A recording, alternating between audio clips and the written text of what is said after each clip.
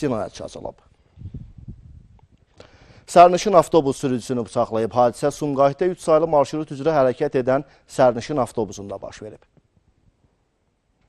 51 yaşlı Namiq Yahyayev Isuzu markalı sərnişin avtobusunu yüksək sürətlə idarə edib. Bu avtobusda sərnişin qismində əyləşən Elçin Qasımovun xoşuna gəlməyib və o sürücüdən avtobusu saxlamasını tələb edib. Sürücü avtobusu saxladıktan sonra tərəflər arasındakı mübahisə əlbəyaxa davaya çevrilib. Bu zaman Elçin Qasımov sürücünü döyərək çanaq sümüyünü sındırıb və bıçaqla xəsarət yetirib. Demək, ağsaqqal, sən içkilisən, telefonla danışırdı. Bir də dedim, eşitmədim.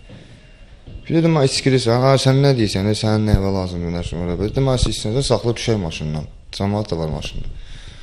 Gedək kanistə söhbət eləyək, istansiya mənə deyir. Dedim, mən burada qarım, evimin yanı düşürəm, saxlayıb düşürəm, onu da gəl burada düşək. Düşək də, dedi, bu da saxlayıb avtobusu yolu qazıb, Sumqayıtın qıran yolu, genişlərin belə yolu. Ona quyuda axı, avtobus saxlayıb orada.